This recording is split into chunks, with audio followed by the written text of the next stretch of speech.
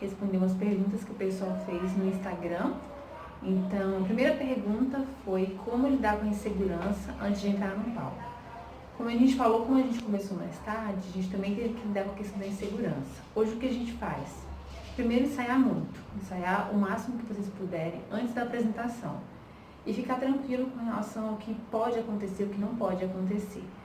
Outra dica que eu dou para ir em competições, você não assistir o pessoal que vai antes de você, é uma boa ideia, porque você sai um pouco daquela questão do nervosismo, realmente ouvir uma música também, que não seja uma música de balé, se concentrar, se alongar, ter um tempo para respirar e chegar com calma no dia da apresentação, fazer maquiagem com calma, isso é uma das dicas. E a segunda pergunta, que a gente vai juntar duas perguntas numa só, foi se a gente se alonga todos os dias e se a gente treina todos os dias. A gente está treinando, tendo a treinar agora na quarentena todos os dias, e sempre fazendo alongamento diário, e a gente está tentando alternar treinos. Então, se um dia a gente faz uma barra completa, no outro dia a gente vai fazer centro, no outro dia a gente faz um treino do DBT, ou então um treino de karatê, a gente tenta alternar, né? E antes da pandemia, a gente estava fazendo aula todos os dias, na nossa companhia 4 vezes por semana, segunda, quarta e sábado, das 2 às 6, então eram 4 horas por dia, entre aula e ensaio, e às terças e quintas a gente dá aula de DBT e acaba fazendo também fortalecimento e estava ensaiando. E a outra pergunta que fizeram foi sobre como é que a gente descobriu que a gente queria trabalhar com dança. E que a gente sempre fala que a dança que escolheu a gente porque a gente está vindo por um outro caminho, um outro estudo. E aí quando a gente começou a dançar, o nosso intuito nunca foi ser professora, não por agora, né? Sempre foi assim, a gente quer ser bailarina, a gente quer dançar profissionalmente, estudar sobre metodologia. E aí foi chegando as questões, o IFB também chegou e a gente viu que a docência é algo que também pode te dar muito retorno. Você que ama balé, ama dança, também a docência é um caminho muito bacana. Outra pergunta sobre questão de alimentação, se a gente tem uma alimentação regrada. A gente tenta trazer uma alimentação regrada desde a época que a gente começou o balé, mas desde 2016, quando a gente começou o DBT, a gente focou mais nisso. Basicamente, a gente fez uma reeducação alimentar. Nessa quarentena, principalmente, a gente parou de tomar refrigerante, deu uma segurada no doce e tenta fazer as alimentações no horário correto, não ficar comendo entre as refeições. E a gente também tentou tirar coisas industrializadas, tipo comida congelada, biscoito industrializado.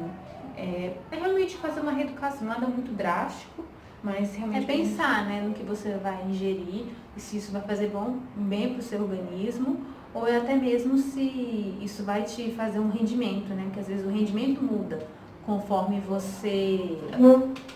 Dependendo da sua alimentação, o rendimento vai mudar na dança e nos exercícios físicos também. Então, a questão da alimentação que a gente fala, não é você deixar de comer uma vez ou outra um cachorro quente, uma pizza, um sanduíche, mas é você se reeducar para você saber o que você está comendo, né? E fazer uma alimentação mais saudável. Outra pergunta foi quando você está pronta para usar sapatilha de pó. Então, como a gente falou ontem no Instagram, é importante você ter um profissional do seu lado, um professor, uma pessoa que vai te orientar. Porque a questão da sapatilha de ponta, ela não é uma questão de idade, é uma questão de preparo físico. Você tem que desenvolver sua musculatura para você conseguir aguentar uma sapatilha. Então, tem muito trabalho de meia ponta e fortalecimento que deve ser feito antes de você colocar a sapatilha. Então, você às vezes tem crianças de 8, 10 anos que têm uma musculatura e tem adultos que não têm essa musculatura e não têm força de tornozelo. A gente fala da nossa história, a gente começou com 17, mas talvez por a gente fazer outro tipo de atividade, como a natação, a gente tinha uma musculatura boa para botar a ponta.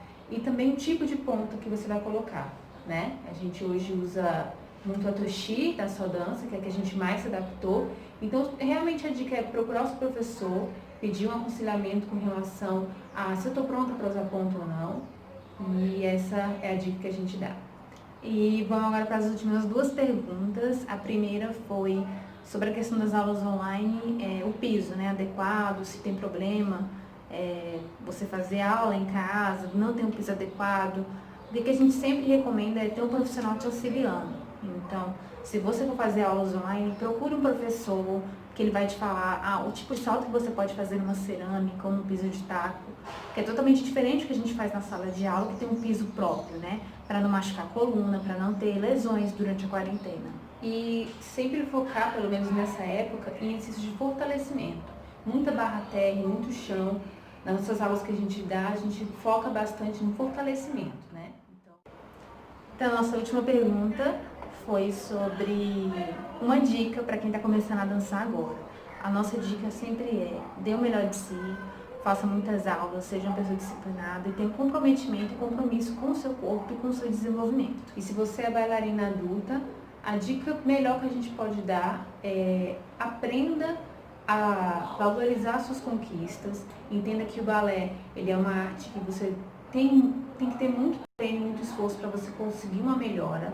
Quem faz balé sabe que são anos para você ter alguma melhora, seja em andeor, flexibilidade, mas que quando a melhora vier, ela realmente é duradoura. Então a dica que eu dou é: persista, não desista nas atribulações que possam haver, aprenda a respeitar o seu ritmo, a sua estrutura óssea também. E entenda que é um processo, como é que a gente fala? Um processo lento, demorado, e seja com a metodologia russa, cubana, vai demorar para você ter um resultado. Então não queira um resultado instantâneo, que é muito difícil. E uma outra pergunta também que fizeram ontem no Instagram, qual o método que a gente mais gostava, dentre os métodos existentes, né? A gente treina o Vaganova, que é um método que a gente realmente tem uma paixão. Quando a gente foi para o Balé Brasil, como a gente contou em 2009, foi quando nosso reinício na dança. Então, para mim é um método que traz muita leveza, muita musicalidade, mas eu gosto de todos os métodos, seja Royal, seja Chequete, seja o método cubano, são métodos que agregam, e o interessante é você fazer aula de todos os métodos, né? E aí a gente quer deixar um convite, agradecer a todo mundo que fizeram as perguntas. A gente vai tentar estar fazendo Ballet Talks uma vez por semana, para estar falando sobre diversos assuntos.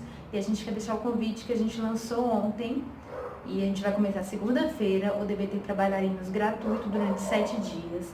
Então quem tiver interesse pode deixar aqui nos comentários ou entrar em contato com a gente nas outras redes sociais, que a gente vai estar fazendo um programa gratuito de teste de 7 dias com o DBT para bailarinos. Então cada dia vai ter um tema diferente para trabalhar. Então quem quiser evoluir com a gente, a gente vai mostrar um pouquinho da nossa rotina, a gente convida vocês. Tchau. Tchau, gente.